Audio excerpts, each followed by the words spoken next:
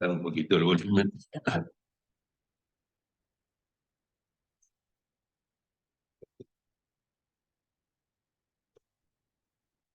Bueno,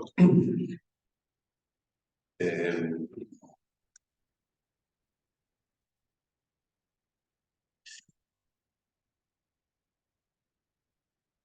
bueno, eh, les doy la bienvenida. Esperemos que ah, hoy tengan mejor sonido, calidad de sonido y de imagen. Estamos dando un poco de flexibilidad de comunicación. Creo que se ve mejor ahora el desarrollo. Bueno, eh, hoy estoy contento por muchas cosas, cosas que pasaron antes, y otras de ahora, eso también, que termina realmente con una participación que había elucubrando en relación con lo que vimos aquí.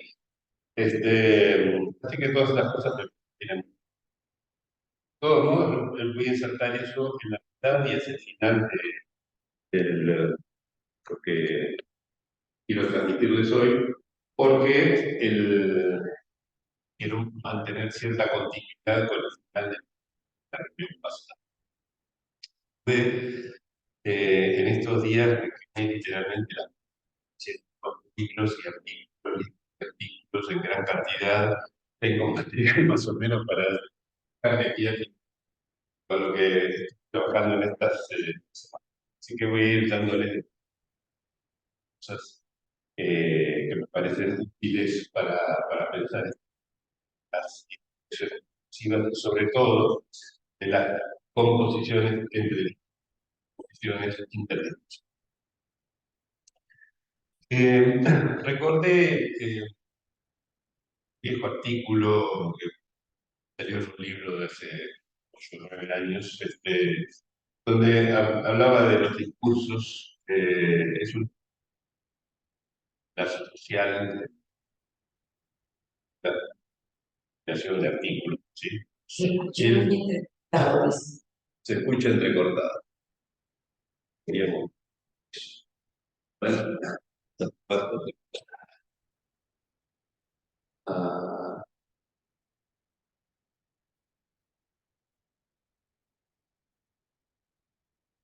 Recording in progress. al revés.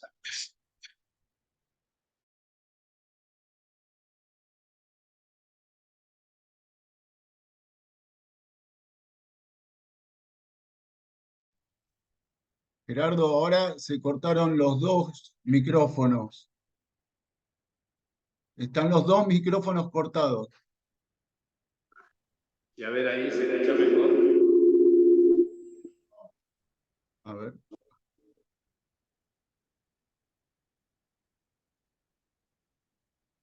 A ver, ahí se escucha mejor. Sí, ahí parece que está más claro. ¿Sí? Sí, parece que está más claro. Bueno, ok, seguimos de esa manera entonces. Está mejor ahí. Sí, bueno, gracias. Decía, en ese artículo, 15 creo, retomaba la cuestión así como una reseña de algunas cosas de Lacan, sobre la forma de los discursos, y decía que Lacan amplía la noción de discurso de una manera tal que, además de los aspectos significantes, simbólicos, digamos así, del lazo, englobe sus componentes libidinales. Es decir, en función de todo que está en juego, que aparece, por ejemplo, bajo la forma del objeto A en los temas del discurso. Y con eso elimina un falso problema de orígenes que podía plantearse de esta manera. ¿Sí? Hay primero una gravitación libidinal humana, ¿sí? Llámenla instinto gregario, eros universal, como se quiera, ¿sí? sobre cuya base después se crean ciertos acuerdos, incluso antagonismos sociales que son simbólicos, significantes, o primero, a la inversa, es el acuerdo o desacuerdo significante, y en él se fundan a posteriori enlaces libidinales tales como la fraternidad, la afecto sociedad, ¿sí? Digamos, ¿qué es primero? ¿Sí? Ese falso problema se elimina con el formalismo de la Kant, mete todo en un mismo matema, ¿sí? Lo torna nulo ese problema porque reúne ambos componentes, el significante y el libidinal, en un mismo formalismo, ¿sí? La cuestión, concluía el artículo este viejo, que a partir del giro de los 70, en función de ese giro de los años 70, la formalización que hace la Carta del lazo social debería ser revisada. ¿Sí? Porque la estructura, la manera de pensar la estructura Carta, ¿sí? Es un trabajo que no ha sido hecho, ¿sí? Y me parece que en algún sentido lo que estamos haciendo ahora, ¿sí? Empieza a saltar por lo menos una parte, ¿sí? De esa deuda pendiente. Es decir, cómo repensar el lazo social, pero cuando la estructura ya no es significante, acá lo supone Mira 17, por ejemplo, pero cuando la estructura es de tipo Borromeo, con todas las consecuencias que se implica acerca de las funciones de cada uno de los. Bueno, eso como primer punto. Segunda cuestión, quería corregir algo que dije mal. Creo que en la primera reunión dije yo que la idea del lazo social había sido introducida por Rousseau, ¿sí? En el contrato social, etc. Y que quemándome las pestañas en estos días encontré que era muy anterior, ¿sí? Digamos, precedía cerca de 200 años la idea del lazo social, solo que sin una filosofía detrás, sin un pensamiento que buscara extraer consecuencias de eso. Pero Montaigne, por ejemplo, ¿sí? Montaigne, 1580, dice textualmente: parece no haber nada hacia lo que la naturaleza nos impulsa más que hacia el lazo social, ¿no? 1580. De todos modos, es cierto, esto es algo que subraya Roberto Espósito, un filósofo italiano muy interesante, de un libro que vale la pena leer, que se llama Comunitas, ¿sí? Dice que Rousseau es el primer pensador moderno de la comunidad. Es decir, Montaigne, por supuesto, es anterior a la revolución científica y no hace un desarrollo a partir de esto, ¿no? En cambio, Rousseau, bueno, tratado sobre el origen de la desigualdad de los hombres, contrato social, etc., son obras realmente fundantes que no tenían ningún antecedente más que esta mención del lazo. Me llamó mucho la atención en la versión que yo tengo del libro de Espósito, viene con un prólogo de Jean Nancy, escrito para la segunda edición del libro. Nancy aparentemente había sido fuente de inspiración de algunos de los desarrollos de Espósito mismo, porque citado en el libro. Y Nancy dice que la cuestión de la comunidad es la del ser en común o del ser juntos, ¿no? El ser juntos, ¿sí? Y me llamó mucho la atención porque es como si retrocediera respecto de los desarrollos de Espósito, al que está prologando, ¿sí? Porque Espósito lo que está tratando de conmover, ¿sí?, es la idea de la existencia de algo común, ¿sí? Más bien lo desplaza a una falta común. Sí, hay algo en común, pero es precisamente definida por lo que falta, y además que no tiene que ver la comunidad con el estar juntos, porque hay lazos comunitarios que están a distancia y no tienen relación necesaria con estar cara a cara o odiándose, ¿no? Entonces me llamó un poco la atención en ese sentido. La idea de la comunidad no necesariamente implica ni lo común ni lo. Después, yo les comenté que una de las ventajas que yo encontraba de tomar el modelo analógico apoyado en la noción de campo, ¿sí?, la noción física de campo, ¿sí?, tenía cierta ventaja respecto de la noción del lazo, ¿sí? Porque el lazo tiene el problema de que un lazo solamente une, ¿sí? Mientras que un campo puede unir o separar, dependiendo de las circunstancias o de las particularidades de aquello que está dentro del campo. Y por otro lado, la noción de lazo social, tal como está presente ahí sí, desde Rousseau en adelante, presupone la existencia de algo en común, por lo menos hasta Espósito presupone, en Espósito es una falta en común, una deuda, y la noción de campo no presupone que haya algo en común. ¿Okay? Digamos, tiene, como que se desprende de dos hipótesis que son innecesarias. Y en este sentido me gustó leer, estuve leyendo algunos trabajos de Simone Weil, lo escribo porque hay muchos nombres que suenan parecidos. Simone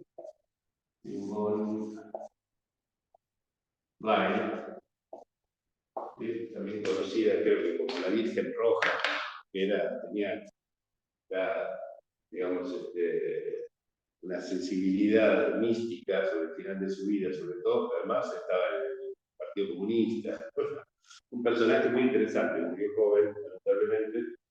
Y leí varias cosas, creo que me parece que todo lo que escribió en esta semana, que no escribió mucho, digamos, se publicó todo conjuntamente, ¿no? Eran notas, cuadernos, etc. Pero en el año 34 ella dice que la idea de elaborar una mecánica de las relaciones sociales fue presentida por muchos espíritus lúcidos. ¿Sí? Una mecánica es esto, ¿no? Pensar las relaciones sociales en términos de fuerzas que interactúan, ¿sí? Interacciones como el estilo que sucede en la física, eso es la mecánica. ¿Sí? Y menciona en particular a Maquiavelo, que también leí en estos días. Me leí El Príncipe, muy interesante, quizás en algún momento, no, seguramente lo voy a comentar, quizás la próxima. Y dice Bay que en esa mecánica la noción fundamental es la de fuerza. ¿Sí? Yo propongo mejorarla todavía por la de campo. ¿Sí? La noción de campo me parece más útil todavía que la de fuerza. ¿Sí? No sé si recuerdan, por acá escribí una fórmula un poquitito más complicada que la que les mostré las últimas veces, pero la puedo explicar sencillamente. ¿Sí? ¿Se acuerdan, no? Acá teníamos todas las particularidades de alguna entidad. ¿Sí? Puede ser un cuerpo hablante o un cuerpo no hablante, según de qué lado de la analogía nos ¿no? X era su singularidad. En el caso de los cuerpos no hablantes, suponíamos elemento neutro, ¿sí? Para preservar la analogía. Esta arroba representa la acción, ¿sí? La acción que ejerce, ¿qué cosa? Acá hay una composición de varios campos. ¿Sí? Varios campos que pueden ser campos impulsivos, en el caso de los seres hablantes, cuerpos hablantes, o campos en el sentido de la física para los cuerpos.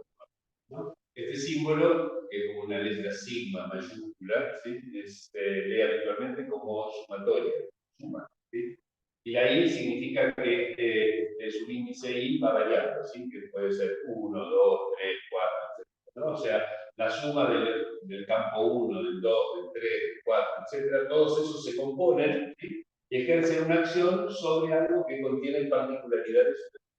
Entonces produce un efecto, que es esta relación de causal, es esta flechita, esta es el efecto, y ese efecto es como si fuera una composición de los efectos que causarían cada uno de esos campos por separado. ¿Sí? Acá lo finalicé. La vez pasada me hice para dos, ¿sí? Solamente campo 1 más campo 2, ahora este es el mismo. ¿Sí? Pero, digamos, la ventaja que tiene esto es que al hablar de campos, introducir la noción de campos, que sería lo que está en el lado de la C, como antecedente del efecto, que serían las fuerzas, en las que todos los pensadores anteriores se basaron, ¿sí? Este campo puede ser el elemento común que tengan un montón de cuerpos hablantes que nada tengan en común. Esta es la novedad, digamos. ¿Sí? O sea, que lo que tengan en común sea simplemente estar formando parte del mismo discurso, del mismo lazo. ¿sí? Y nada más. No necesito suponer que haya nada más que tengan en común.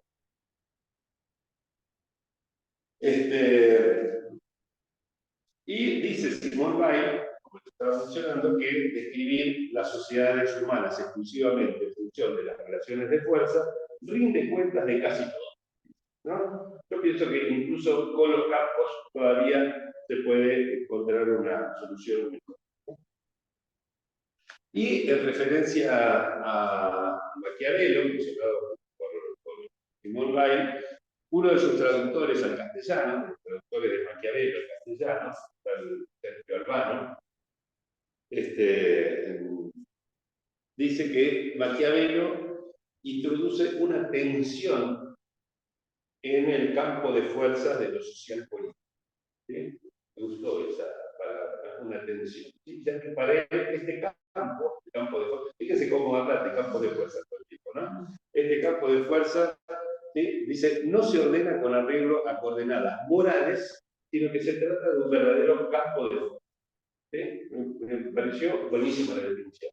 ¿Por qué? Porque el segundo problema que tienen los modelos basados en el lazo social, en adelante, como les dije la primera vez, es que tienen que presuponer la existencia de un bien, ¿sí? Un bien que sería el bien común, por ejemplo, o un bien al que aspiraría el ser humano. Y todo lo que no funciona de acuerdo con la persecución de ese bien común, ¿sí? O lo que en lugar de unir separa, etc., es achacado al mal. ¿Sí? Es decir, una distinción moral. ¿Sí? Por ejemplo, los seres humanos son insociables por naturaleza, el hombre es lobo del hombre, como decía Hobbes, no recuerdo, ¿no? Y por eso es que se producen estas tensiones de sociedad. O hay cosas que funcionan mal dentro de este discurso, hay la patología del lazo, por ejemplo, y por lo tanto es que se obtienen tales y tales efectos.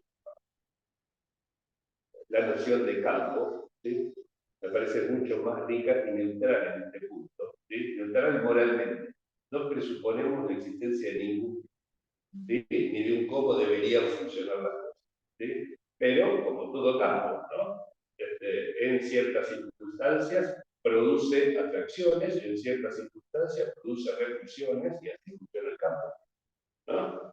Esto me parece importante, digamos, ¿no? Por eso daba el ejemplo del campo eléctrico, que es muy conocido por todos, donde sabemos que en un campo eléctrico yo pongo dos cargas del mismo signo, se repelen. Pero si tienen el signo contrario, se atraen. ¿Sí? Y es el mismo campo. No tuve que cambiar de campo para ver un efecto de atracción, un efecto de repulsión. ¿Sí? Es con un mismo campo, dos efectos distintos. ¿Sí? Esa es me parece una de las ventajas de abordar las cuestiones de esta manera. Y vamos a ver que este modo de pensamiento nos conduce al meollo de lo que está en juego en la experiencia analítica. ¿Sí? Parecería ser algo como alejado, abstracto, casi sociológico. Vamos a ver cómo toca directamente al corazón de la experiencia analítica. Hoy mismo vamos a empezar a ver algunas cosas.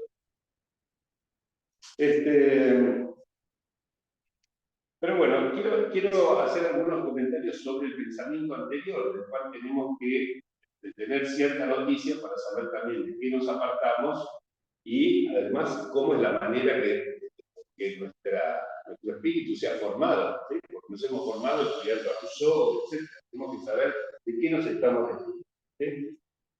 Rousseau, contrato social, en ese sentido, dice que los hombres no tienen otro medio de conservarse que formar una suma de fuerzas, por agregación, ¿sí? O sea, se suman. Y que en eso consiste el pacto social, ¿sí? Cada uno de nosotros pone en común su persona, ¿sí? Y todo su poder bajo la suprema dirección de la voluntad general. ¿Sí? Esta es una noción fuerte, digamos, la existencia de una voluntad general, ¿sí? Que es como la resultante de todo lo que está en común entre las distintas personas que forman parte del pacto social y que, por así decirlo, vuelve nulas las discrepancias, las contradicciones que podría haber. Y dice que el cuerpo colectivo así producido recibe de este mismo acto, el pacto social, su unidad, su yo común, dice, su vida y su voluntad. ¿Sí?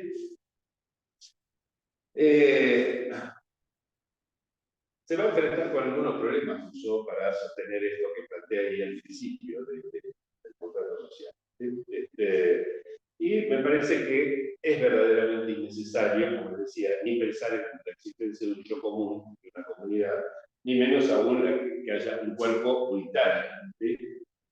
Lo vamos a ver cuando discutamos la cuestión de los partidos políticos, que es otro de los temas preferidos de Simón Weil. Por ejemplo, dice Rousseau, un poco más adelante, quien se niegue a obedecer la voluntad general será obligado a ello por todo el mundo. Se le obligará a ser libre. ¿Sí? Estás obligado a ser libre. ¿Sí? O sea, a cumplir con la voluntad general. Pero dice, un malhechor rompe el pacto social, ¿sí? Por lo cual no es ya miembro del Estado y debe ser separado de aquí. ¿Sí? Es decir, que de vuelta se ve allí la función de una patología del lazo. ¿Sí? Alguien que rompió el lazo. En lugar de suponer, ¿sí?, que el sistema jurídico, por ejemplo, incluye al que respeta la ley y al que la viola, ¿sí? Solo que produce efectos de segregación entre unos y otros. ¿Sí? ¿Entiendes? El mismo discurso para todos, ¿sí?, según la ubicación en particular de cada uno, es que produce unos efectos u otros. Unos andarán libres por la calle, otros terminarán en prisión.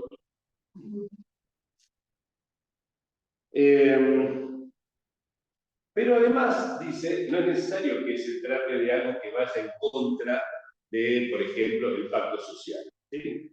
Puede ocurrir, dice Rousseau, muy inteligentes, que una asociación sea tan grande que excede a todas las demás. ¿Sí? O sea, que un grupo sea como mayoritario dentro de esa sociedad. ¿Sí? Y entonces no tendrá como resultado eso una suma de pequeñas diferencias, sino una diferencia única. ¿Sí? Entonces dice, no hay ya voluntad general, que es la sumatoria de todas, ¿no es cierto?, sino que la opinión que domina es una opinión particular. ¿Sí? ¿Se entiende? O sea, hay una prevalencia, ¿sí?, de una opinión respecto del resto. ¿Sí? Entonces ya no hay una voluntad general, sino que hay una opinión particular que se impone al resto. ¿Sí? Es muy interesante, digamos, porque es muy fácil que en una comunidad se forme, por ejemplo, lo que se llama una corriente principal, un mainstream, ¿sí? O en el caso más extremo, que se produzca una situación de despotismo, ¿no?, donde ya es una opinión particular, la de un pequeño grupo, ¿sí?, la que se impone por razones de fuerza, ¿sí?, sobre el conjunto de esa comunidad. ¿Sí? Voy a retomar esto un poco más adelante cuando hable de Simón Weil y los partidos políticos. Unas cosas muy, muy difíciles. Bueno, ya les mencioné esto que decía Espósito, de que comunitas es el conjunto de personas a las que une no una propiedad sino una deuda, ¿sí? Cosa que él deduce de que común es lo no propio, ¿sí?, es decir, lo universal, lo que concierne a más de uno. ¿Sí? Es decir, que es lo no privado. ¿Sí? Yo hubiera dicho ahí privativo, es decir, propio de uno solo, en el sentido aristotélico, pero bueno, es un detalle. Hay en esto que tomar en cuenta algo que fue señalado, me parece que por Sebastián en una reunión, cuando yo le mencioné por qué la lógica no era un buen modelo de las relaciones causales, ¿sí?, porque creo que le di una referencia. Hay una tensión inherente a la oposición insoluble entre lo universal y lo singular, ¿sí?, que es el motor de toda la fenomenología del espíritu de Hegel, ¿sí?, y que, digamos, en esto yo estoy de acuerdo con Hegel, no en el principio ni en el final, sino en todo lo del medio de la fenomenología del espíritu, que, digamos, digamos, la tensión lógica entre lo universal y lo singular no está en el mundo como una idea pura, ¿sí? Bajo la forma de ideas puras, sino que está encarnada en luchas entre personas, grupos, organizaciones, y además es subsidiaria de discursos e intereses que pueden llegar a ser contrapuestos, ¿sí? O sea que, digamos, es necesario incluir este pensamiento, una tensión, digamos, que no depende de las cuestiones sociales, ¿sí? Entre lo universal y lo singular, pero a eso sumarle esta teoría del campo discursivo que estamos desarrollando ahora, ¿sí? Bueno.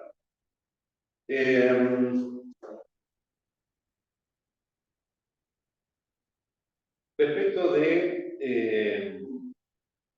este asunto del campo que puede unir, que puede separar, ¿sí?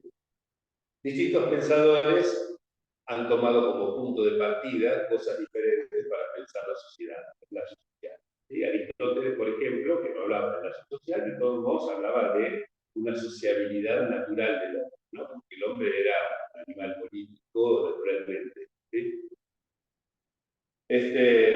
Mientras que Hobbes, por ejemplo, ponía en el origen de la política el miedo, ¿sí? Parecería ser que una cosa es lo contrario del otro, ¿no? Todos estamos temerosos unos de los otros en lugar de ser buenos amigos, camaradas sociables, ¿no? Estamos todos defendiéndonos uno de los otros, ¿sí? Lo que me parece interesante es que, digamos, la noción de campo permite mantenerse por fuera de esa disquisición, no necesitamos presuponer ninguna naturaleza así WhatsApp, ¿sí? de los seres hablantes. Y por otro lado, me gusta mucho la consecuencia que está en Roberto Espósito de esta posición de Hobbes, ¿sí? Porque dice, entonces, el miedo, si el miedo está en el origen de la política, que se planteó de Hobbes, entonces el miedo no determina solamente la fuga y el aislamiento, sino que también promueve la unión, ¿sí? Pero se pregunta, ¿podría? O sea, si el origen de la política es el miedo, entonces el miedo promueve unión, ¿sí? Promueve política, ¿sí? Pero se pregunta, Espósito, si podría un sistema sostenerse solo sobre el miedo sin explotar. Es decir, que encuentra el límite de Hobbes, ¿sí? Por más que Hobbes con el miedo de una manera de pensar en lazo social encuentra el límite. Si fuera solamente miedo, entonces el sistema tendría que explotar o implotar, creo que dice también, ¿sí? También sabemos, y lo menciona así Espósito, que es posible consolidar una comunidad mediante un enemigo común, ¿sí? Por ejemplo, se inventa una guerra con otro país, por ejemplo, ¿no? Entonces, todas las divisiones políticas que había en mi país, ¿sí? Se suspenden por un tiempo porque tenemos un enemigo común, hay que luchar contra él. El enemigo común puede ser exterior, ¿sí? Nuestro país, puede ser interior, que es el caso de la Alemania nazi, ¿cierto? Y toda la culpa de los males de Alemania tenía que ver con los judíos, entonces hay que exterminarlos, ¿no? Es el enemigo interior, pero es un enemigo común, ¿sí? Entonces se consolida una comunidad creando eso, ¿sí? Es decir, no sé, creamos un anti, ¿sí? Estos son anti-Alemania, o estos son anti-Freud, o anti-Lacan, anti-Miller, ¿sí? Se crean los antis, ¿cierto? Eso lo podemos hacer hasta en comunidades psicoanalíticas. Y con eso consolidarse, por ejemplo, una corriente principal, etc. ¿Sí? Pero lo interesante que dice Espósito, me gustó mucho esto, es que así pueden, digamos, creando el enemigo común, ¿sí? Se consolida la comunidad, pero la mantiene unida solo dividiéndola. O sea, introduce la división, ¿sí? Introduce lo que aquí en la Argentina solemos llamar la grieta, ¿sí? Al crear el enemigo común, ¿sí? Introduce la grieta, ¿sí? Es decir, la suprime como comunidad, ¿no? Me pareció perfecto el razonamiento, ¿no? O sea, es el precio, digamos, que se paga, ¿sí? Por consolidar una comunidad por medio de la creación de un enemigo común, creación o existencia, digamos, que ha sido una maniobra intencional, ¿sí? Pero el problema que tiene se consolida, pero el precio del dividir. Es decir, ya no es una comunidad, sino que pasa a ser una opinión particular, ¿sí? Como habíamos visto. Entonces, me gusta, digamos, este modo de pensar de propósito, porque de vuelta nos muestra cómo el campo, ¿sí?, no solamente une, también separa, o por ejemplo, une en fragmentos, ¿sí? O sea, junta un fragmento de un lado, junta un fragmento del otro, ¿sí? Por ejemplo, los arios libres, ¿sí?, los judíos en los campos de concentración, ¿sí?, pero los reúne a todos, ¿sí? Reúne de un lado, reúne del otro, ¿sí? Produce la unión, pero de a grupos, fragmentados, ¿no? O en el caso del enemigo común en general, se suprime la comunidad, se la divide, ¿sí?, pero quedan unidos uno de un lado, otro de otro, ¿sí? Y esto es lo que nos conduce, me parece, a pensar el problema del partido político, ¿sí? O sea, Weil escribe en 1940 una propuesta de eliminar los partidos políticos, ¿sí? Dice, habría que eliminarlos, ¿no? Y la justificación que da los argumentos que dice son hermosos realmente. Ahí es donde introduce la noción de luz interior, ¿sí?, que fue bastante citada después de la crisis de la Asociación Mundial de Psicoanálisis en 2017, ¿sí?, porque fue una referencia. Simone Weil fue citada por Miller en mayo del 2017, hablando de la luz interior, etc., y la cuestión de los partidos, el partidismo político, ¿sí? No me acuerdo lo que dijo, ya hace como 6 años de eso, pero recuerdo que la citó allí. Es una pensadora muy, muy rica, ¿no? Sí. Ella se niega a llevar una dieta diferente a la que llevaba en el vino acá. Claro. Hace todo lo que esto, hace una. Sí, sí. Sí, realmente mantenía, digamos, una posición de. O sea, lo que ella propone es lo que ella hacía. Realmente, totalmente coherente. Fíjense lo que dice aquí.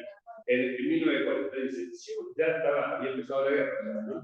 Dice, si un miembro no es totalmente fiel a su partido y respeta la luz interior, no puede decírselo a su partido, ¿sí? Y obviamente tampoco puede decírselo a los del otro partido, de los otros partidos. Por lo tanto, fíjense que esto ya promueve una forma de silencio, ¿no? Esto no lo dice Simone Weil, se lo digo yo a ustedes, ¿sí? Se lo digo yo a ustedes porque el silencio, es decir, el no poder discutir, ¿sí?, el no poder plantear la propia opinión, ¿sí?, sino que tener que plegarse a la opinión general, por ejemplo, es una de las maneras en que la caracteriza a la IPA en 1956. ¿Okay? El silencio de los zapatitos. No sé si leyeron Situaciones de Psicoanálisis en 1956. Les recomiendo ese texto fundamental para entender por qué Lacan propone la escuela, ¿sí? Pero ironiza acerca de cómo es la estructura de la IPA en ese entonces. Habla de los zapatitos porque zapatitos serían, por ejemplo, los recién llegados a la institución, ¿sí?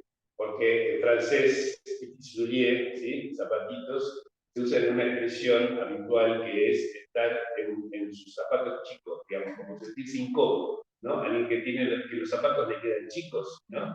Está incómodo, digamos, no se mueve bien, le duele, ¿no? Entonces, para expresar una situación de incomodidad grande pero constante, se usa mucho la expresión esa que me decía que retira los zapatos. Y entonces Lacan dice, claro, como se supone que todo el mundo en la IPA tiene que ser suficiente, es la única jerarquía que existe, la suficiencia, entonces todos tienen que mantenerse más o menos callados, ¿sí? Lo que voy a decir ahora no lo dice Lacan, lo dice Groucho Marx, ¿sí? ¿Te acuerdas que decía, Groucho Marx decía, mejor callar y que piensen que eres un idiota antes que hablar y despejar todas las dudas, ¿no? Entonces se promueve un silencio generalizado o un hablar que es de cháchara, que es carente de consecuencias, ¿sí? Porque todo el mundo se supone que está en la. Resumo páginas y páginas de ese texto de Lacan que vale la pena leerse, ¿sí? Pero me interesaba esto porque ya muestra Simone Weil de una perspectiva distinta cómo el efecto de grupo, bajo la forma de la pertenencia a un partido, propone un silencio, no solamente respecto de los otros grupos, sino en el interior del propio grupo, del propio partido, ¿sí? Es muy interesante eso. Y prosigo con Simone Weil, dice, si rechaza la luz interior, el miembro del partido, ¿no?, si rechaza la luz interior, su móvil ya no es el deseo incondicional de la verdad, que supuestamente es lo que todos buscan, ¿no? La mejor solución para el país, la voluntad general, etc. Sino el de conformarse con una enseñanza verbalista. Es lo que enseñó, por ejemplo, el Comintern del Partido Comunista, ¿no? Y concluye diciendo, así cada partido es una pequeña iglesia profana armada con la amenaza de la excomunión, como la ortodoxia católica, ¿no? Términos que Lacan utiliza también para el pluralismo, ¿no? Dice que la IPA es una iglesia, que él fue excomulgado. Es el mismo tipo de... Por eso es preferible, dice Simón Weil, una comunidad sin grupos ni partidos, ya que así la contradicción, cuya imagen de la materia es el toque de fuerza que se oponen, deviene más bien un instrumento que eleva el pensamiento. ¿Sí? En lugar de que silencie, ¿sí? Si cada uno puede sostener su luz interior, y hay, ¿no? Hay un debate, y con el debate se puede elevar el pensamiento. ¿Sí? Cuando hace de dos verdades, me encanta la imagen, hace de dos verdades incompatibles los dos brazos, una pinza, para entrar en contacto con la verdad trascendente y la verdad, me enamoré de Simón Weil cuando dijo eso. Es maravilloso, ¿no? Digamos, en lugar de la pelea, de la puja, ¿no? De las disputas, del silencio, ¿sí? En lugar de eso, una elevación, ¿sí? Del pensamiento, tomando esa contradicción para, como una pinza, ¿sí? Para, ¿cómo que dice? Para entrar en contacto con la verdad trascendente. Vamos. Bueno, y unos años antes, fíjense que esta mujer ya tenía un pensamiento del tipo estructuralista, ¿sí? Antes de que naciera el estructuralismo, mucho antes. En el 34, el estructuralismo tiene fecha de nacimiento del 49, ¿sí? 16 años antes, fíjense el pensamiento de Simón Weil, dice, la vida colectiva es un juego ciego que determina por sí solo las jerarquías sociales. ¿Sí? No son las personas, es el juego del grupo, digamos, ¿sí? De la comunidad. Pero ella cree, Simón Weil cree, que el pensamiento a distancia de la comunidad se forma en una mente solitaria. ¿Sí? Y este es el único punto en donde yo creo que se equivoca. ¿Sí? Se equivoca en más de un sentido, al pensar que esa luz interior sería que mi mente solitaria, a distancia de la comunidad, etc., ¿sí? Podría mantener, por ejemplo, digamos, una independencia respecto de esa vida política. Se equivoca múltiplemente, no solo porque gracias a Freud sabemos que somos hablados, ¿sí? Que no es que nosotros formamos, digamos, el pensamiento en la mente solitaria, ¿cierto? Que somos hablados, pensados también, sino porque los discursos que atratan nuestros cuerpos inciden en nuestra forma de pensar. ¿Sí? Es decir, por más que nos vayamos a hacer un retiro espiritual en el medio de la montaña, nosotros solos, estamos atravesados por esos discursos que tienen alcance infinito, digamos. Bueno, entonces me parece que es lo único que tengo para... Y acá me voy a ir ya así a lo que les decía, de cómo esto que venimos discutiendo se puede aplicar a problemas que atañen al corazón del psicoanálisis. ¿Sí? Como puerta de paso, un libro al que seguramente me voy a referir más de una vez, creo que no mencioné todavía, que es de Silvia Federici, la pensadora italiana. El libro se llama Calibán y la bruja. ¿Lo mencioné ya aquí? No me acordaba. Calibán y la bruja, recomiendo fuertemente la lectura de ese libro, de lo mejor que he leído en los últimos años, largos años. Y ahora solamente voy a tomar una cosita muy, muy bonita que dice acerca de lo que pasaba con los ángeles y los demonios en el medioevo y el giro que produjo eso después del discurso, inaugurado el discurso científico, ¿no? Porque en el medioevo, ustedes alguna idea deben tener, aunque sea por los dibujitos animados, pero en el medioevo aparece la imagen de ángeles y demonios que se disputaban la posición del alma, ¿no? Como en los dibujitos de Disney que ponían un angelito sobre un hombro, un diablito del otro, que proponían cosas distintas a la persona, ¿no? Quizás se hayan leído, por ejemplo, la primera versión del Fausto, la de Marlowe. ¿Sí? La de Marlowe, la tragedia de Fausto es eso, ¿no? Está tironeado Fausto entre el ángel bueno y el ángel malo, que si mal no recuerdo, no era llamado demonio, pero así. Pero lo interesante es que con el giro introducido por la creación del discurso científico, ¿sí? Hacia el año 1600, ¿sí? Ya en el siglo que se inaugura ahí, el siglo XVII, la lucha esa entre ángeles y demonios por la protección del alma se escenifica ya como un conflicto dentro de la persona. ¿Sí? O sea, no están uno en cada hombro, ¿no es cierto? Sino que el conflicto es intrapersonal, ¿sí? Es presentada a partir de allí como un campo de batalla entre las fuerzas de la razón y los bajos instintos del cuerpo. ¿Sí? Así lo menciona en resumida cuenta Federici, ¿sí?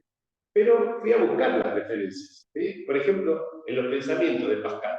Pascal es 1600 y pico, 1662. ¿Sí?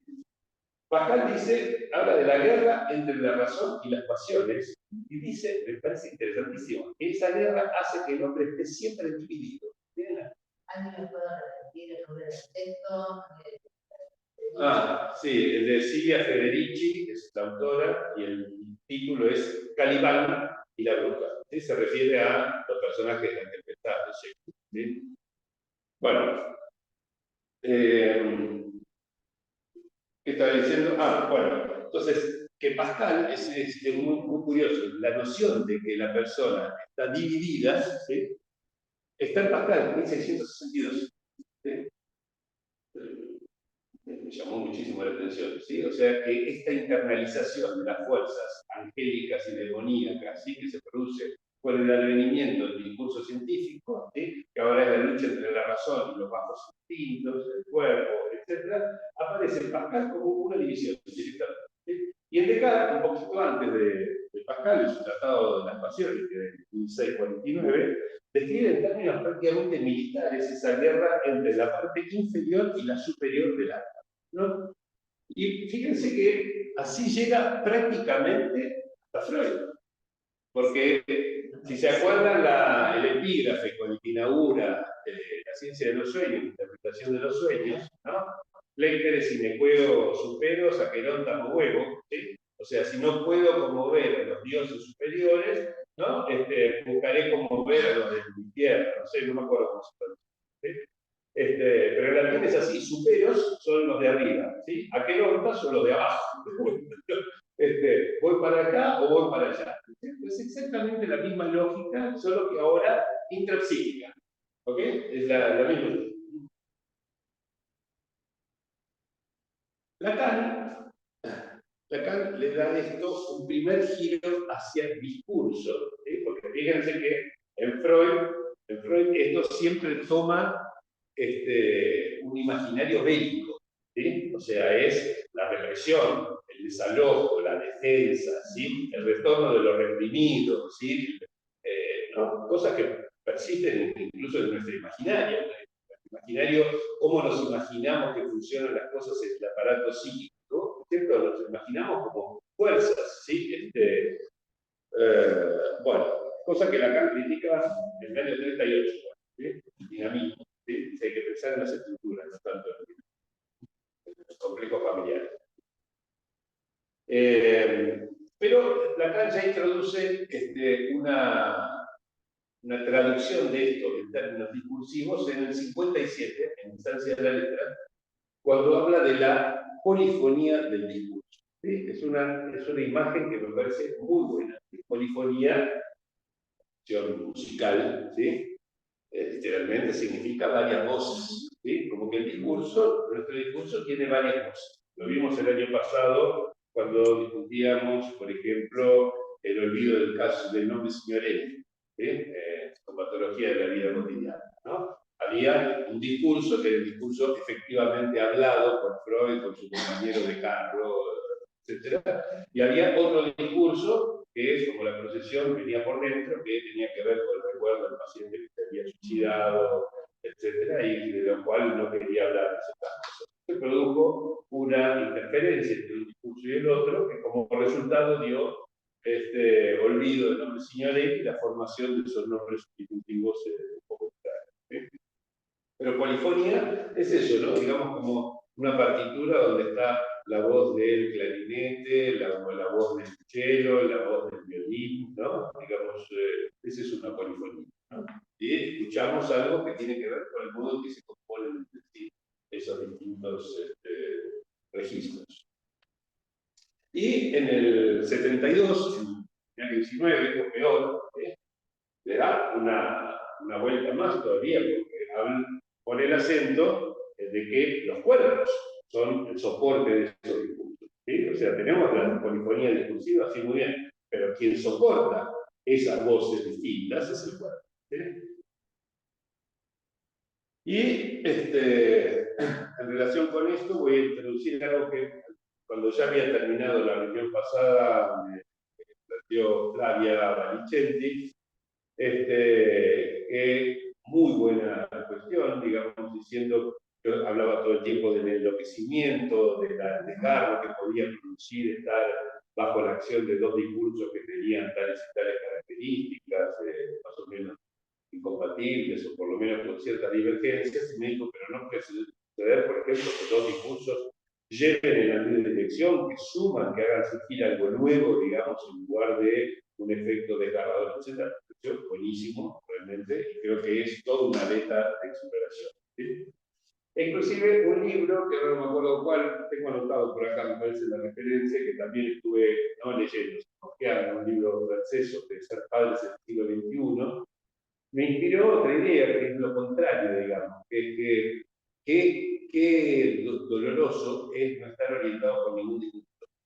¿Sí? O sea, los sujetos desorientados, sin brújula, con los que nos encontramos habitualmente en la clínica, cada vez más, ¿sí? Es como si no tuvieran ningún discurso que los atrapara. Es casi esa especie de tragedia que tiene, por ejemplo, el esquizofrénico, que no tiene discurso que guarda su cuerpo, digamos, ¿no? O caso extremo del autismo también. Bueno, la ventaja, digamos, que yo veo con este formalismo que estamos desarrollando aquí es que ya no se trata de pensar en una mera polaridad moral, ¿sí? La del angelito que traemos del medioevo, ¿sí? O de su pelo si aqueronta, ¿no? Sino que podemos pensar en una con independencia de lo bueno y de lo malo, ¿sí? Podemos pensar en una polifonía, ¿sí? Es decir, una composición de múltiples, ¿sí? Donde a veces hay uno que es prevalente y los otros están prácticamente sin producir ningún efecto, ¿sí? Y en ocasiones puede haber una especie de tensión entre una de ellas, o como decía Flavia, una colaboración creativa entre ambas. Bueno.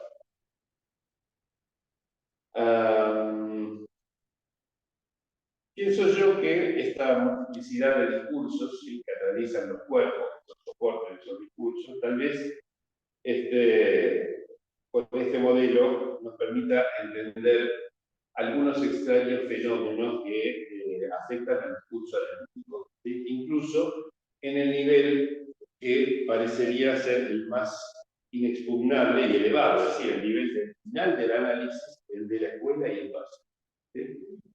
Acá es donde hago este atajo, ¿sí? Y voy a esto que es lo que suele importarnos más. ¿Sí? Esto, la verdad, le comentaba a Lili, que estuvo más temprano también, como yo hoy, esto me puso realmente feliz, casi diría que me colmó recientemente, ¿sí? Porque me hizo pensar en la pertinencia que tiene formalizar el problema de las comunicaciones interreligiosas, o sea, lo que estamos desarrollando aquí, digo, ¿sí? Yo en estas 3 semanas donde leí tanta cosa, venía estudiando la crisis que fue pasando, digamos, la crisis que conmovió a la MP en general y a la EOL en particular hace 6 años, ¿sí? Mayo del 2017, ¿sí? Que culmina, digamos, en la conferencia de Madrid, todas cosas que están publicadas. Y hay muchas de las coordenadas de esa crisis, de las maneras de tratar esa crisis, que se pueden leer todas juntas en un número de la revista del Caldero, el número 28, que es del año 2020, que reúne los trabajos, reúne un montón de cosas interesantes. El discurso del presidente y director entrante, el discurso del presidente y director saliente de la EOL a fines del 2019, ya estábamos apenas 2 años de la crisis, y además las ponencias de 4 presentaciones que se hicieron a lo largo del año, donde tuvieron, primero creo que fue Juan Quindar, después habló Mónica Torres, después habló Graciela Broski, el que cerró fue Jorge Chamorro, ¿sí? Cuatro maneras de pensar la escuela en la actualidad, digamos, que buscaban pensar tratamientos de la crisis, ¿sí? Lecturas y tratamientos de esa crisis. No, así que si quieren lo pueden leer, todo allí. Yo estaba leyendo eso, justamente estaba repasando, digamos, muchas cosas, no solo eso. Cuando justo el domingo 25 de junio, ahorita más, tuvo lugar la presentación de la versión castellana de cómo terminan los análisis, ¿no? Pregunta de número de tableta. 28, 28. Entonces se presenta esa versión castellana de cómo terminan los análisis, una presentación en la que Miller tuvo una participación predominante, digamos, le hicieron preguntas y él habló durante 2 horas. 2 horas. Maravilloso. Bueno, o sea, las preguntas eran muy buenas, ¿sí? Muy buenas y algunas excelentes directamente, ¿sí? Y respondió con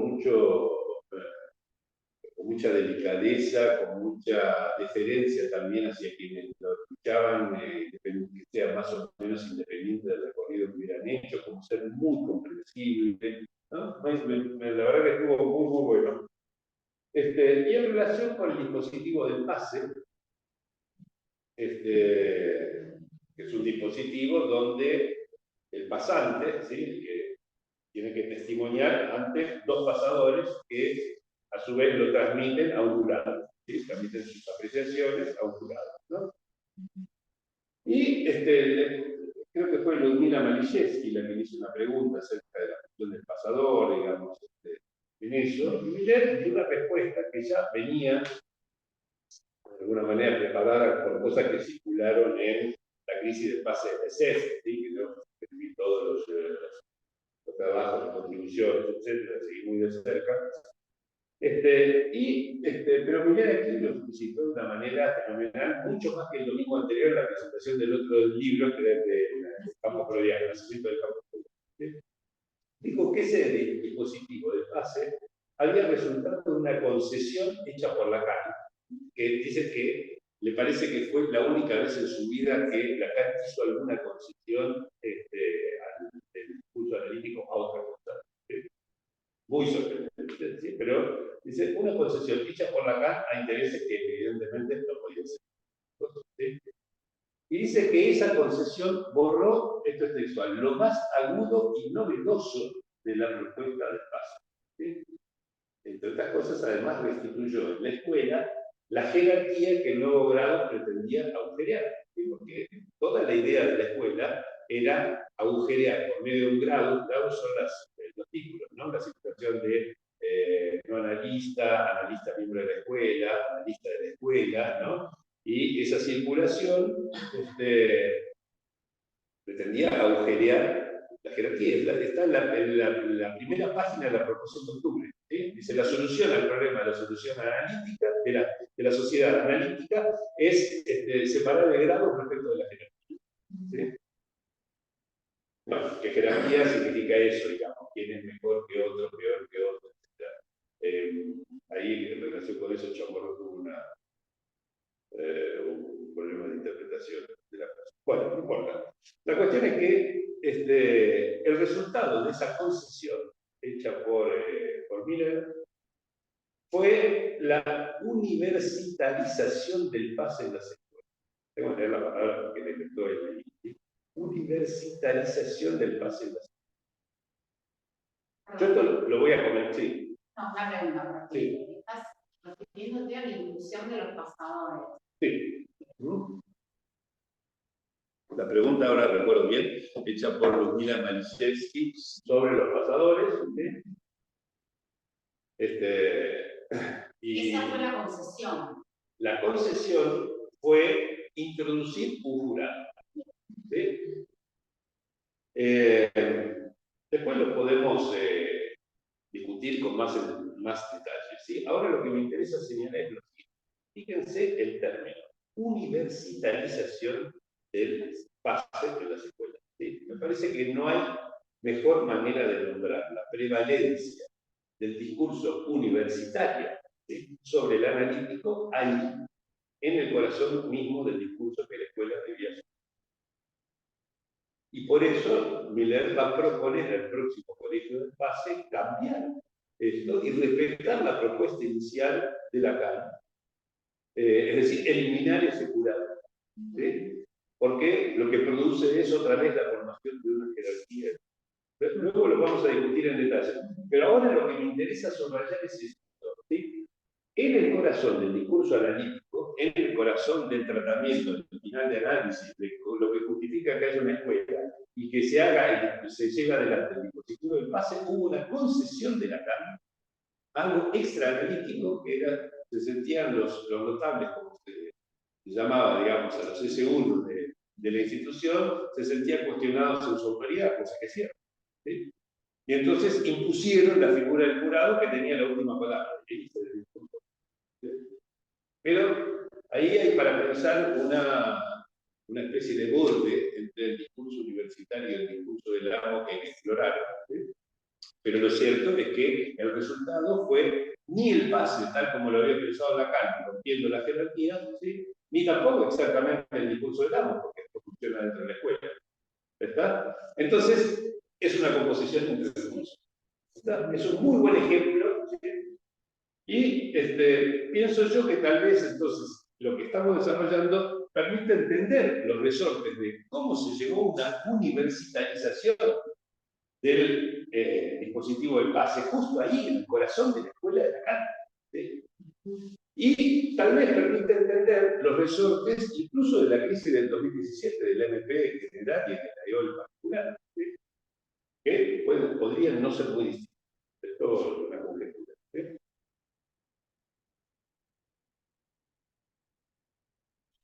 Todo el mundo está leyendo Todo el mundo es loco, ¿sí?, porque es el tema del próximo congreso. ¿Sí? La frase Todo el mundo es loco está tomada de un escrito de Lacan para presentar en la universidad. ¿Sí? El título de ese escrito, de 1978, muy breve, una paginita, ¿sí?, es Lacan por Vincent, ¿sí?, que está más traducido, creo, como Lacan por Vincent, y es Lacan a favor de Bourdieu, ¿sí? El Bourdieu es lo contrario de Kant, ¿sí?, es a favor, digamos, como en apoyo, ¿sí? Sería Lacan apoya a Vincent, ¿sí? Y es un apoyo, Miller nos comentó muy bien cuando presentó el tema del próximo congreso en París el año pasado, es un apoyo muy particular. No habla muy bien de lo que podría surgir de esta inserción del psicoanálisis, el departamento de psicoanálisis en la Universidad de Lausanne, ¿sí?, la Universidad de Lausanne. Bueno, no importa, podemos estudiar un poco los detalles.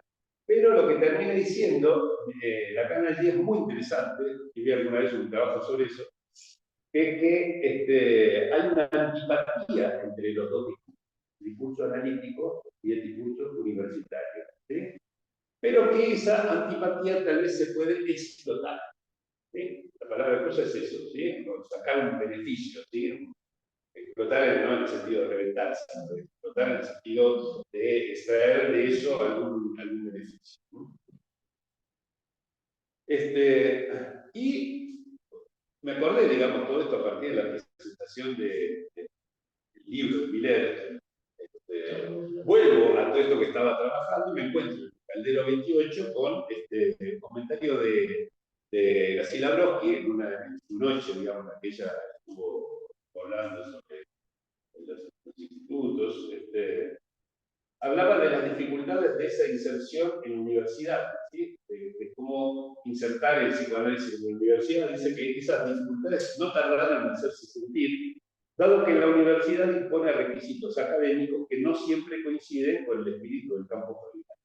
¿No es cierto? Es verdad. Bueno, si ustedes piensan cómo funcionan las cosas en la UBA, por ejemplo, en psicología de la UBA, ¿sí?, o las cosas que hay que hacer, por ejemplo, para sostener una maestría en psicoanálisis, hay varias en el país, ¿sí?, y conozco a 3 de ellas, por lo menos desde que empezaron. Las concesiones que hay que estar haciendo al discurso universitario, a las reglamentaciones, etcétera, hacen que, bueno, el discurso analítico, algunas cosas pasan y otras no, hay que certificarlas y se imponen cosas. Pero lo interesante es que en la discusión que sigue eso, Samuel Vaz, que estaba presente y que había sido invitado, al final después no habló en esas noches, mencionó algo muy interesante, dice que se produjo un deslizamiento de los testimonios a la dimensión universitaria. Muy interesante. O sea, antes de esta mención de Miller, el domingo 5 de junio, ¿sí? Como un desplazamiento entre los testimonios y la dimensión universitaria, ¿no?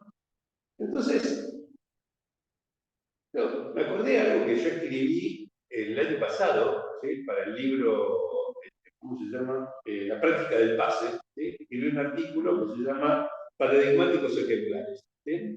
Y ese que habla de dos tipos de pase, digamos, ¿no? En algún sentido se puede reconducir, no lo había pensado en su momento, pero se puede reconducir a testimonios del pase, digamos, que están habitados por el discurso analítico, ¿sí? Y otros que tienen este deslizamiento, esta universitarización, ¿sí? Del discurso. ¿Sí? O sea, que tienen ahí cierta composición interdiscursiva en el hecho mismo del texto, ¿no? En fin, es como para releer. Pero lo que me hizo pensar es que, así como la apuesta de meter el psicoanálisis en la universidad, ¿sí?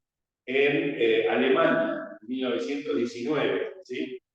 Tuvo un efecto rebote, ¿sí? Sobre la práctica del psicoanálisis, que lo mencioné la vez pasada, en el libro de Sokolovsky, que trabaja muy bien, ¿sí? Quizás haya que pensar la existencia de efectos rebote de haber metido el psicoanálisis en la universidad, ¿sí? En el sentido de estas composiciones interdiscursivas, ¿sí? Como un efecto de rebote al estilo de lo que Lacan siempre decía en la frase Jung, ¿sí? Le llevamos la peste, ¿sí? Cuando iba Jung con Freud y otros más de la troupe, iban a Estados Unidos a dar las conferencias en la Clark University, creo que era, y Lacan dice, me parece que se trajeron la peste de vuelta, digamos, ¿no? La trajeron de retorno. Quizás haya habido algún efecto retorno, un efecto rebote, digamos, del discurso universitario sobre el analítico, para pensar, ¿sí? Lo cierto es que Bass dice hay un deslizamiento de los testimonios hacia el discurso universitario. Miller, a quien creo que todos tenemos bastante referencia con él, ¿no? Dice se produjo una universitarización del dispositivo del pase, ¿no es cierto? Y la pregunta es, ¿de dónde cayó ese discurso universitario que empieza a perturbar el mente? ¿Sí? Y a mí me parece que esto nos puede dar alguna herramienta, por lo menos para pensar, ¿sí? Y quizás para diagnosticar, no sé si para resolver, pero sí por lo menos para pensarlo bien, ¿sí? Bueno, tengo un montón de cosas más para decir, pero vos habías preparado algo y quiero dejar tu tiempo suficiente como para eso. No sabía que iba a presentar hoy, pero sí, dale, sí. No, me quedé pensando en esto como una filtración, ¿no? Sí. De la. Como cierta. Lo pensaba como una filtración del discurso universitario en el analítico. Sí, lo que pasa es que filtración no me gusta tanto la idea de la filtración, porque cuando hay una filtración, por ejemplo, de agua a través del techo, ¿no? Lo que cae es agua. Esencialmente se puede caer un poquito sucia, pero cae agua. Mientras que a mí me gusta más la idea de la composición interactiva, ¿sí? Por esta idea de que el efecto no es exactamente ni una cosa ni la otra, ¿sí? Esta idea de que la composición hace que ya no es exactamente discurso analítico, pero tampoco es exactamente discurso universitario. Es, como decía Lili en la otra reunión, es una especie de enloquecimiento, ¿cierto? Es un cambio de brújula, en fin, diversas cosas, ¿sí? Pero, en fin, lo podemos discutir, ¿sí? Pero me parece que no es exactamente la idea de que algo se filtre, sino más bien algo que empieza a interactuar en el nivel de los cuerpos, ¿sí? A componerse en el nivel de los cuerpos que están al mismo tiempo en uno y en otro. Para eso, lo voy a hacer la vez que viene, ¿sí? voy a retomar más en detalle el libro de Van Dyck, que ya le mencioné, ¿sí? de discurso, 2009, dije algunas pequeñas cosas, voy a tomar críticamente el libro de Van Dyck, ¿sí? Para ver qué se comieron como elemento de contexto, ¿sí? Para pensar en el análisis de contexto, el elemento que tal vez sea el más importante, que es cuando el contexto, un discurso es otro discurso, ¿verdad? Pero eso lo podemos discutir la vez que viene, es un tema que me queda bien como para cortar aquí, así que Flavia, te invito a pasar. Bueno. No traje el texto porque, bueno, no sabía que lo iba a presentar hoy, pero te había dicho escribí algo. bueno. Igual tengo lo que yo escribí, que es muy breve. Tenés agua por Es sobre el texto de Freud, pueden los legos ejercer el análisis. Y me parece interesante para pensarlo en relación a esto que estamos viendo. A principios de 1926 se inició en Viena una causa judicial contra Theodor Reik, que era miembro de la Sociedad Psicoanalítica de Viena, que no era médico.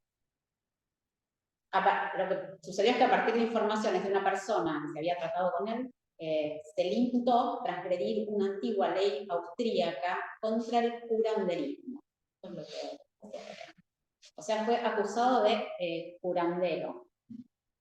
Esta ley declaraba ilegal el tratamiento de pacientes por alguien que no tuviese el título de médico. Freud, desde 1924, venía defendiendo el análisis ejercido por legos, o sea, no médicos, y en 1926, recordaba esto cuando en la exposición de hoy, publicó este opúsculo, ¿no? Pueden los legos ejercer el análisis. En 1927, 28 analistas, esto yo no lo sabía, de varios países, publicaron en 2 revistas psicoanalíticas sus pronunciamientos, en alemán y en inglés. O sea, algunos se pronunciaban, la mayor parte se pronunciaron, de estos 28, se pronunciaron en contra. Hubo grandes diferencias de opinión y Freud respondió a las argumentaciones de sus opositores, sosteniendo firmemente que el psicoanálisis no debía ser considerado de competencia exclusiva de la profesión médica.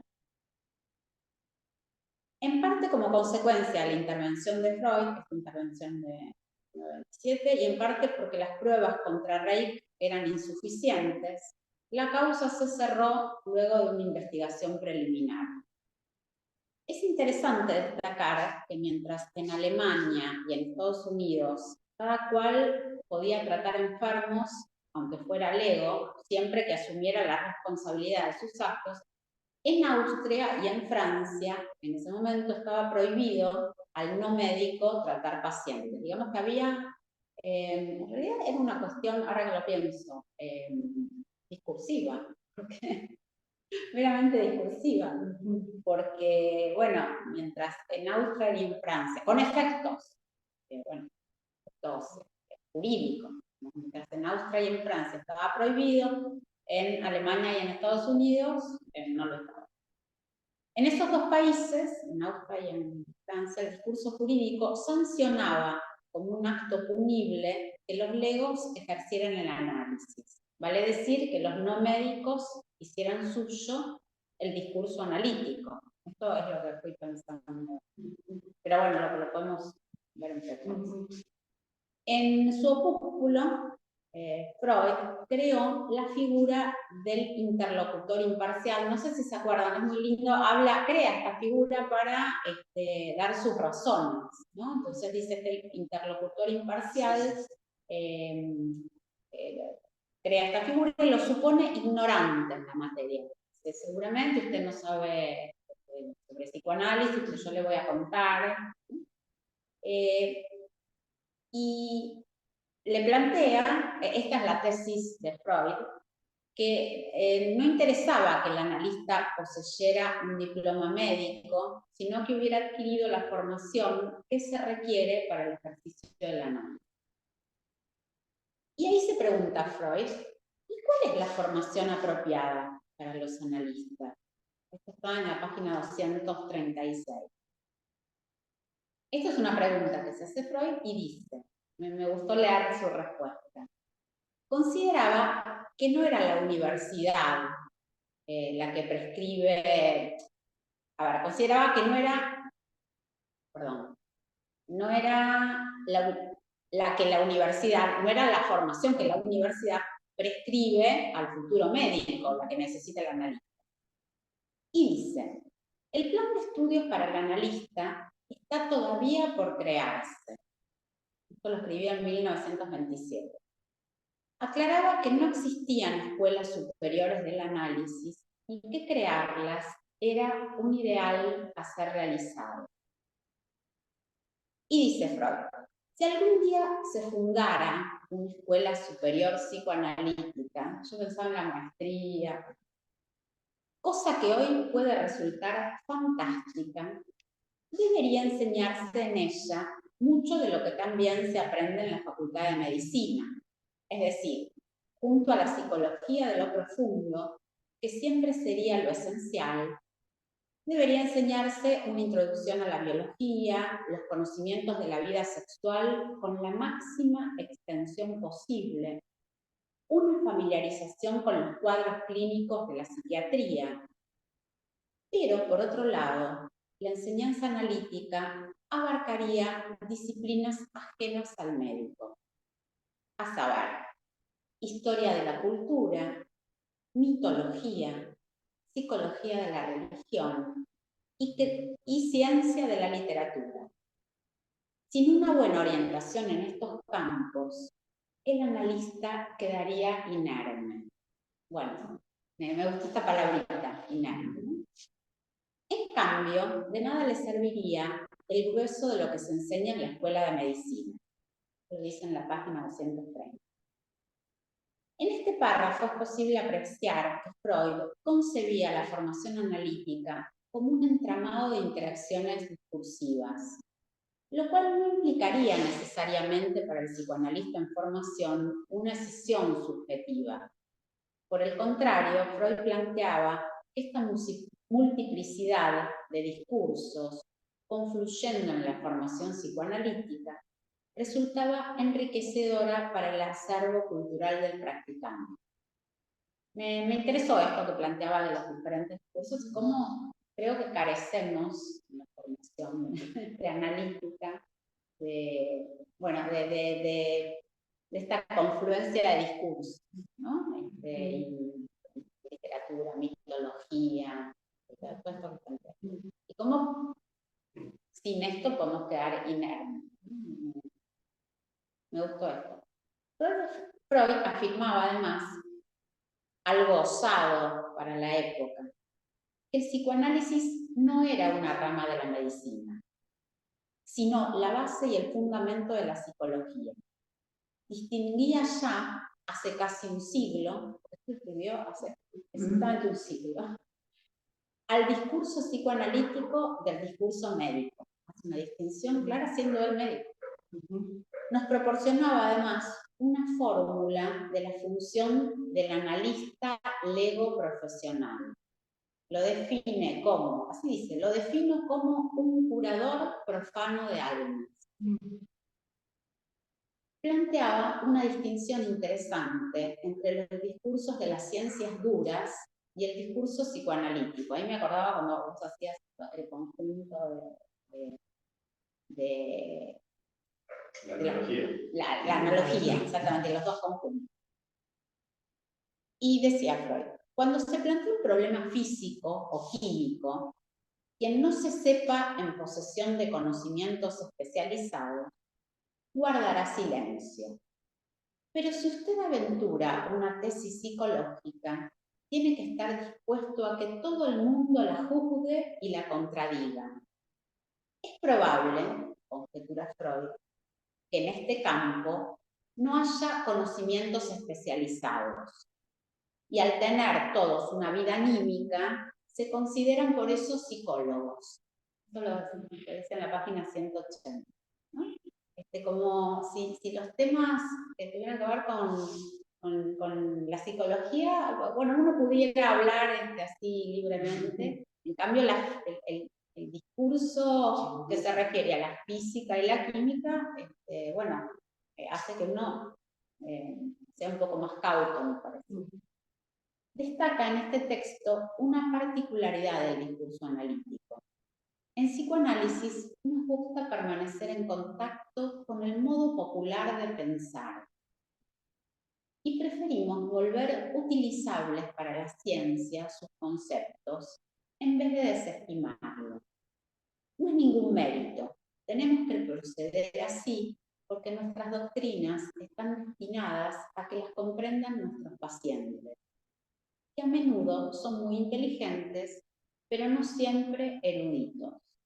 Lo dice en la página 183. Esto de permanecer en contacto con el modo popular de pensar, que también me llamó la atención. Y lo pensaba, bueno, en algunos casos cuando uno escucha discursos que tienen que ver con el psicoanálisis y que no se entienden, no entienden nada. Para nuestro estudio sobre las interacciones discursivas puede resultarnos de utilidad la reflexión freudiana sobre ese factor individual, que lo llama en la página 206, que desempeña un papel crucial en psicoanálisis. Freud lo equipara a la ecuación personal, ¿viste?, presente en las observaciones astronómicas. Yo me preguntaba si será esa X que Gerardo incluye en el conjunto de las interacciones discursivas, ¿no? Esa X, ¿será ese factor personal del que habla Freud? Esa X. Para concluir, tomemos la sencilla y precisa definición que Freud nos ofrece en este opúsculo de aquello que un análisis es. El analista hace venir al paciente a determinada hora del día, lo hace hablar, lo escucha, luego habla él y se hace escuchar, dice en la página 175. Palabras y nada más que palabras, reflexiona Freud parafraseando a Hamlet.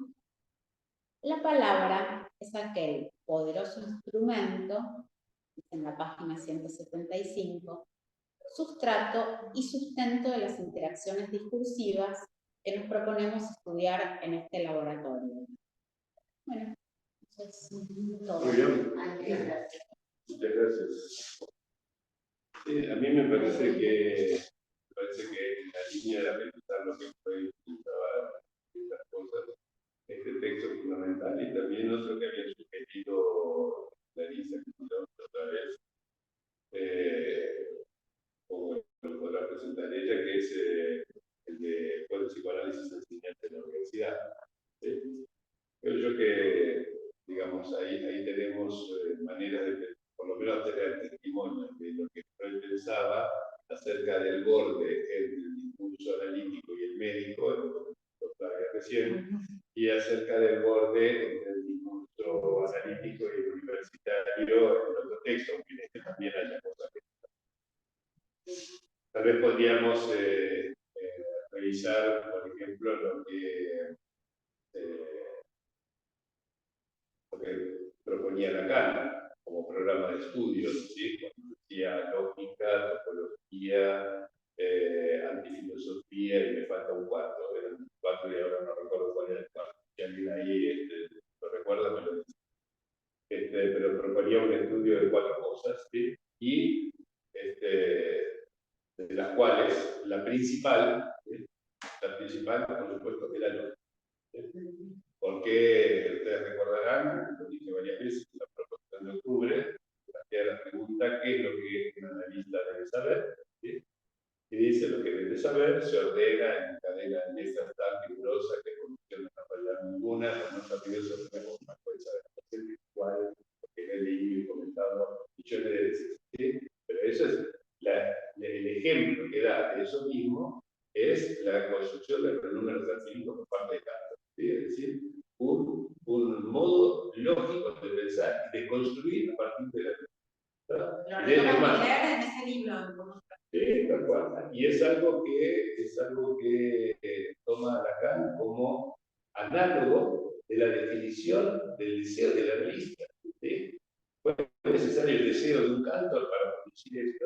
Y esto es lo que corresponde en esta analogía que hace con el matemático, lo que correspondería al discurso del analista. Bueno, tenemos, nos quedan algunos minutos para conversar. Si quieren preguntar alguna, también quienes están participando por vía remota, si quieren plantear alguna pregunta, Hay una comentario. pregunta en el chat, si quieren. ¿En el chat hay alguna? Un comentario. A ver, vamos a ver. No será muy lindo. No sé si- Sí. Muy amable, José, gracias. Saludos, saludos. Yo le decía a Federici, bueno, saludos de Uruguay. Muy bien. Sí, pero no, todavía no hay preguntas. Pero mejor que las hagan en voz alta, digamos, así es más fácil denunciar. Si alguien no necesita levantar la voz, abren el micrófono y directamente hablan. Creo que los escucharemos. Hola Gerardo. Hola a Ignacio, todos. escuchamos. Me gustó la presentación hoy porque me permitió dar un par de vueltas en torno, ¿no? Esto que vos planteaste al principio, ¿no? Las consecuencias en el lazo social.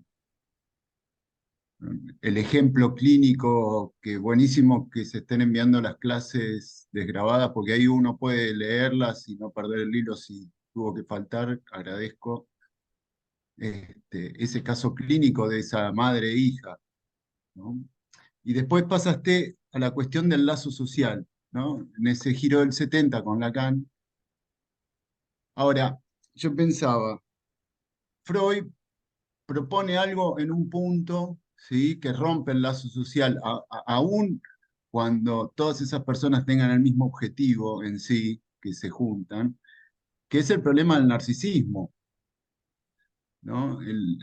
Ese elemento, ¿no? Esa frase, me acordaba de esa frase que dice Freud, que dice, el narcisismo es el complemento libidinoso del egoísmo en la pulsión de autoconservación, ¿no?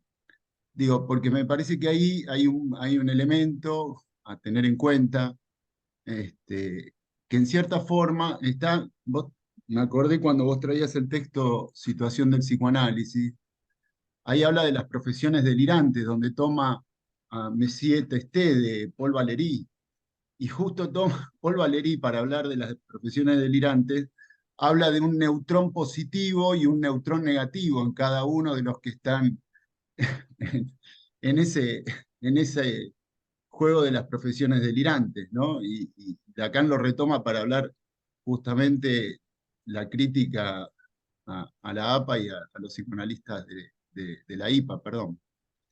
Entonces, me pareció por ahí plantear eso, ¿no? El egoísmo como ese elemento, eso particular, eso personal, ¿no? Que está ahí en el corazón mismo del lazo con el otro, ¿no? Agradezco mucho el comentario, Ignacio. Tengo la impresión de que esto que mencionás agrega un componente y no que contradice la idea de lazo social formado por las interacciones exclusivas de muchos cuerpos hablantes, digamos. Porque el narcisismo de las pequeñas diferencias que está, digamos, presente en todos los fenómenos de segregación cotidiana, ¿sí? Eso forma parte de uno de los caracteres del campo del discurso del amo. O sea, recordemos, yo lo pienso así, a ver si estás de acuerdo. Yo lo pienso de esta manera. Yo sigo creyendo con Lacan que ando de acuerdo con Lacan en que las identificaciones imaginarias, que son la condición lógica para la existencia del narcisismo, digamos, ¿no? La relación entre el yo y la imagen particular, que están determinadas por la identificación simbólica, ¿sí? Es decir, por aquello que nos hace sujetos representados con un ideal o con un S1, ¿sí? En relación con el otro con mayúscula o con el S2, según el momento del formalismo. Pero siempre es la misma idea de la carta. O sea que podríamos decir que en la base tenemos el discurso del amo, ¿sí? Donde un significante representa al sujeto para el otro significante, y como consecuencia de eso, de varias consecuencias que existen, tenemos el narcisismo de las pequeñas diferencias, los fenómenos de segregación, el racismo, etc. Digamos, todo eso son modos de producirse efectos a partir de un único discurso, que es el discurso básico, fundamental, que es el discurso del amo, ¿no? Yo lo pienso así, digamos, no lo veo como algo que contradice el lazo, porque eso, pensando así, sería volver a la idea del lazo social russoiano, es decir, el lazo solo une y lo que no une es una patología del lazo, etc. Yo pienso que es un componente intrínseco del discurso del amo, estos fenómenos. ¿Está de acuerdo? Sí, tal cual, en ese punto estoy de acuerdo, ¿no? Es un componente intrínseco al lazo social, que está ahí. Me acordaba cuando vos hiciste todo el recorrido, especialmente que hiciste hincapié desde el medioevo, me acordaba un texto que está en un libro, en una compilación que se llama Historia de las Pasiones, un texto que escribió una filósofa italiana, Elena Pulcini, que el texto es La pasión del hombre moderno, el amor a sí mismo. Y va haciendo todo un recorrido, ¿no? Por Locke, Hobbes, con ese problema que tuvieron a la hora de pensar el lazo social, ¿no? El bien común, todo. Es muy interesante porque en 1600 y pico, 1500 y pico, aparece, ahora no recuerdo de memoria, el primer libertario, el que propone Milei, el discurso de Milei hoy en día, es de 1500, 1600, que propone un libertario, que se resuelvan las personas entre las personas. La plata es la plata, cada uno se resuelve y se va a acomodar. Hay que esperar. Ah,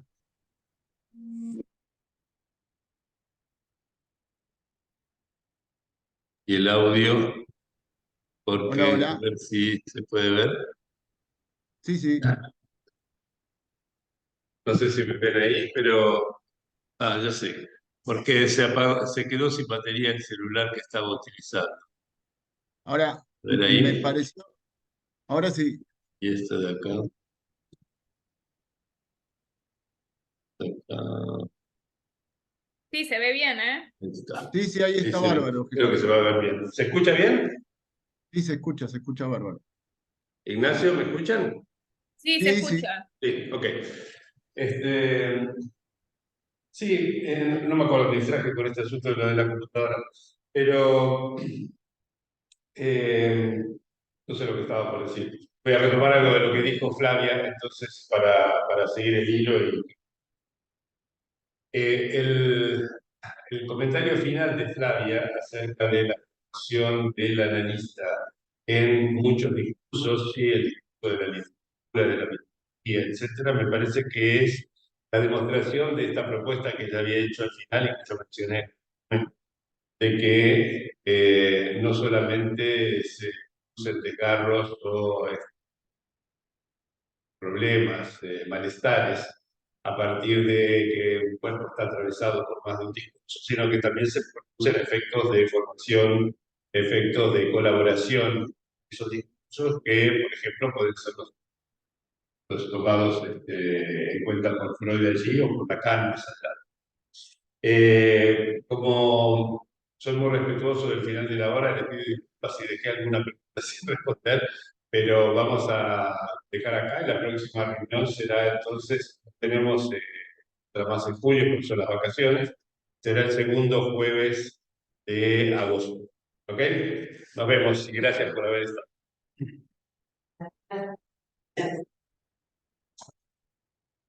Susana,